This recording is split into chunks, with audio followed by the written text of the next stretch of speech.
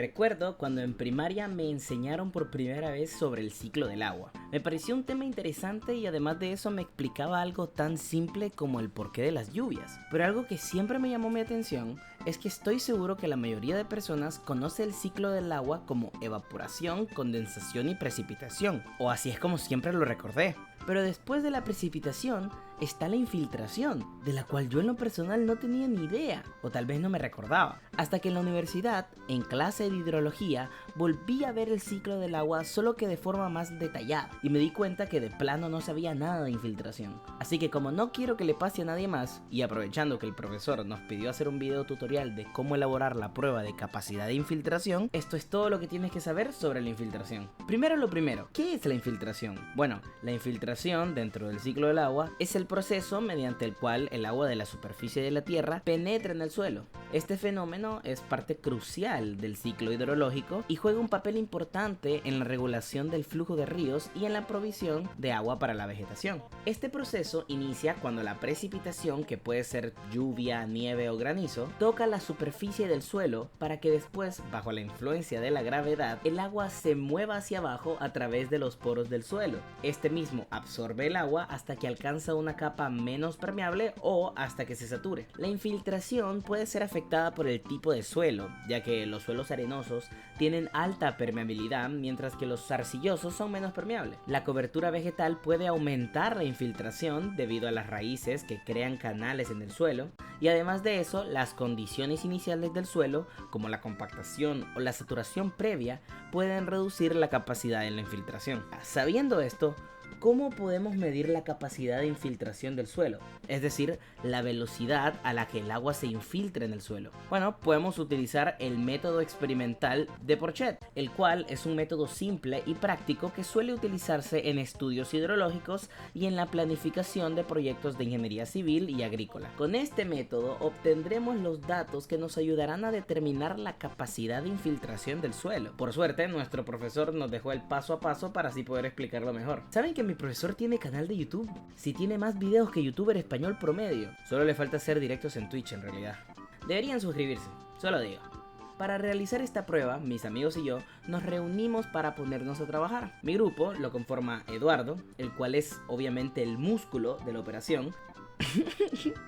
Eduardo es Bob Esponja levantando un palo. En realidad, él se sabe todo el procedimiento paso a paso. Rolando, el cual es el cerebro. El brother es megamente, pero hay veces en las que no capta nada y parece este pollo de Reyes de las Olas. Pero sí ayuda mucho su manera de pensar en este tipo de trabajos. María Esther, la única con un patio suficientemente grande como para hacer un hoyo sin causar problemas. Y yo, Ricardo, el que graba y el que está editando este video.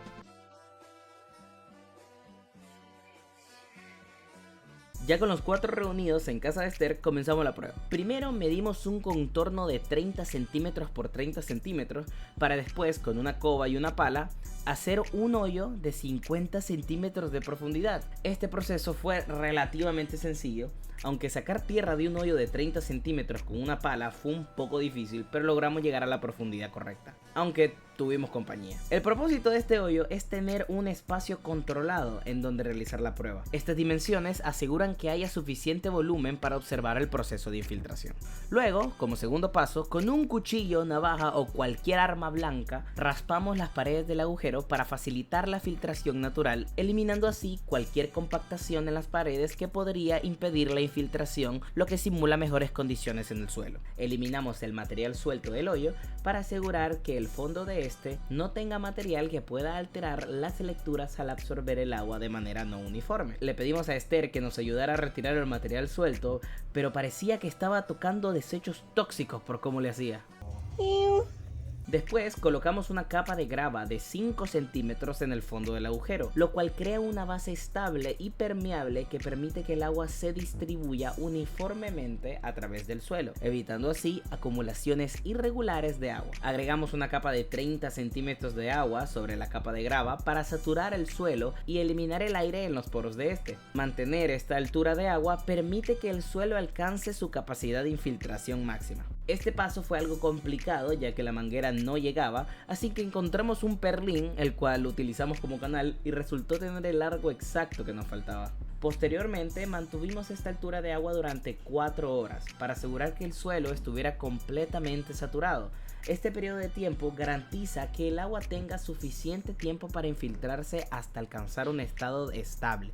Después esperamos 24 horas, permitiendo así que el suelo se estabilice después de la saturación inicial, garantizando que las condiciones sean uniformes al inicio de la prueba de infiltración. Al día siguiente, con el suelo estabilizado, comenzamos a agregar agua hasta obtener una altura de 15 centímetros sobre la capa de grava. Utilizamos esta altura de 15 centímetros para tener la cantidad específica la cual será monitoreada para determinar la tasa de infiltración.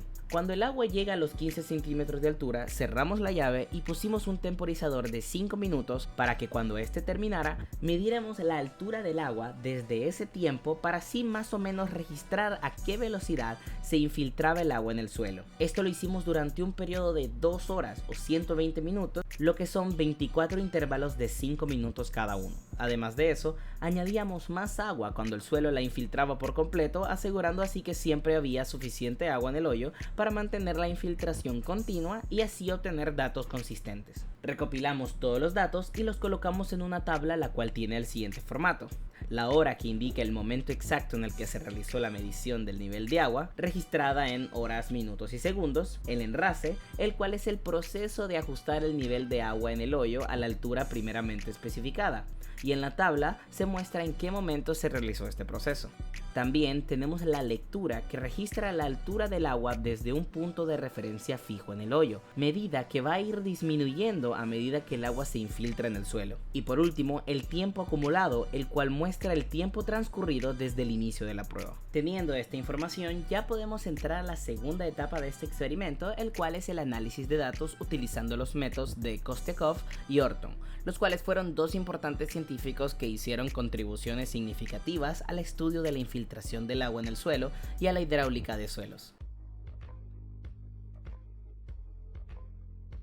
Cambiando un poco la voz, ya que estoy algo enfermo, ¿para qué nos sirve aprender sobre la infiltración? Pues en la ingeniería civil sirve para mucho, como en el diseño de sistemas de drenaje, el manejo de recursos hídricos, construcciones, sistemas de riegos, hasta en la protección de fuentes de agua. Ayuda en la planificación de proyectos hidrológicos, urbanos y regionales que apoyan en el desarrollo sostenible, y más importante, ayuda en la mitigación de desastres naturales como los deslizamientos de tierra o las avalanchas de lodo. La infiltración, al igual que todo el ciclo del agua, cumple su función de regular el clima, suministrarnos agua dulce y mantener con vida nuestros ecosistemas. Y el saber esto nos hace entender un poco más el cómo funciona la Tierra, y que en realidad eso solo es la punta del iceberg, y que hay mucho más que aprender conforme pasa el tiempo. Honestamente, todo este proceso fue muy divertido. Pasaron cosas que no estaban planeadas, como el increíble sol que nos caía cuando estábamos revisando las medidas del agua,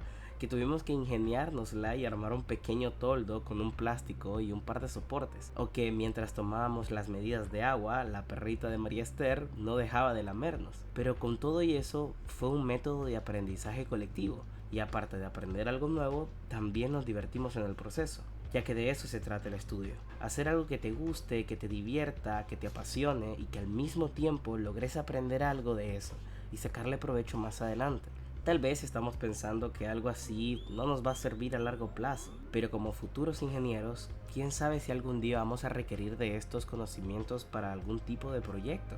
Cosas como estas no solo nos ayudan a nosotros, sino que también nos permiten ayudar a los demás, dando nuestro apoyo al desarrollo, y así poco a poco lograr construir un mejor país.